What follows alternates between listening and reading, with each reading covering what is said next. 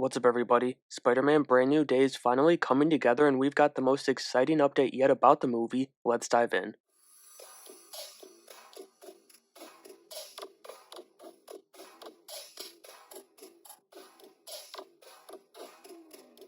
In case you missed the news about the villains from just a couple days ago, the fourth installment for Tom Holland's Spidey is rumored. It's all but confirmed, but we'll stick with calling it a rumor for now because it's not 100% confirmed just yet, but it's rumored to feature Mr. Negative, Scorpion, Tombstone, and Boomerang as the villains. Negative, he would obviously be the main one, and then the rest, they'd be filling in, probably working for him, and mainly being featured in action scenes as the rumor goes. But now, Nexus Point News is reporting that Mark Ruffalo is going to return as Bruce Banner in the movie. The article doesn't mention what purpose he's going to serve in the story, and with Peter in college, I do think it's definitely possible he's just going to be a professor in this movie, but I think he'll be back as both Banner and Banner's green friend because of their contractual agreement with Sony to give them a hero for each Spidey movie that they make. In a recent video, I had speculated that maybe we wouldn't see Savage Hulk back in the MCU until Avengers Doomsday,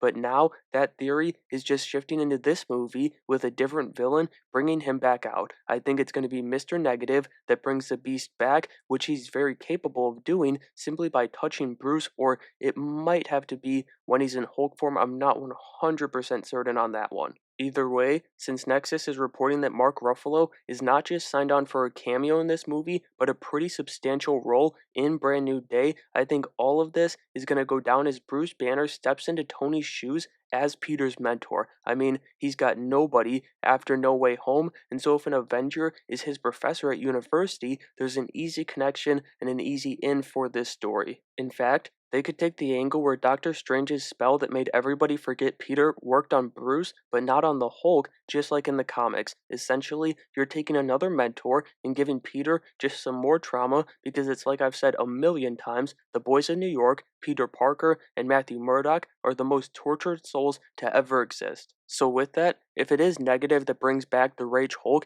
I think there's a good chance that Hulk is going to tell Negative Spider-Man's identity, and that's how he goes after Peter at university, maybe. But also, that opens up the door, and I know she wanted to, or I don't know if she wanted to, but I'd assume she wanted to move on to main roles and not be a supporting character anymore. But it does open the door for you to bring back Zendaya's MJ into Peter's life. Like, I don't see a world where Tom Holland's literal girlfriend isn't going to be his girlfriend in these movies anymore, and you don't even have to bring MJ back for major roles in each movie going forward. She can be in 5 scenes at most for every movie, shoot them all in a week, but it just feels like they're going to bring MJ back and Zendaya back in some way by the end of this movie. But focusing on Hulk, I think we're going to see Spider-Man and Smart Hulk take on the three villains that I mentioned right off the bat in this video: Scorpion, Tombstone, and Boomerang, and then once they're defeated, Hulk, he's going to become the villain of the movie with Mr. Negative. That feels like they're going to, build to, and for once, I don't think he's going to be redeemed in this movie. I'd bet, and I don't know this for sure, I'm not a scooper, nothing like that, just my gut, but I bet he'll be Savage Hulk, villain Hulk, going into Doomsday, and Doom is going to use that to his advantage. Alright, with that bit of news out of the way, we also have an update for another MCU project that's getting going here as the Vision show has cast actress Tania Miller as one of the series leads opposite of Paul Bettany, according to Daniel RPK. She's joining James Spader and Todd Stashwick there on that cast as the third villain for Bettany's Vision. Miller is set to portray Jocasta, who's another robot that Ultron builds so that he can have a wife. Now, in the comics, he uses Janet Van Dyne's mind to power his new wife's robot body, but I don't think the MCU is going to touch that at all because obviously it was Tony and Bruce who created him in universe. With that in mind though, what if Ultron goes after Pepper Potts in this series? We know Todd Stashwick is playing a villain who's going to be going after Stark Tech, and assuming that,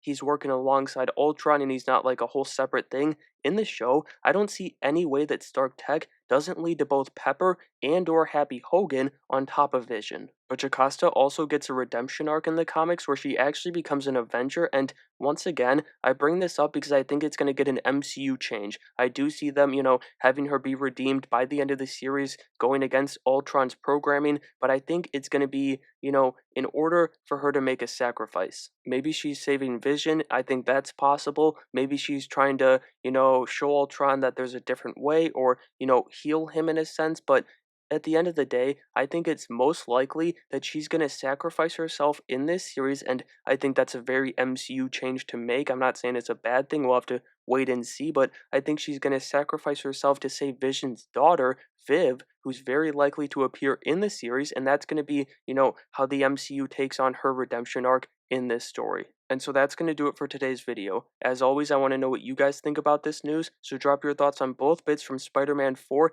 and the Vision show down in the comments below and make sure you have a great day.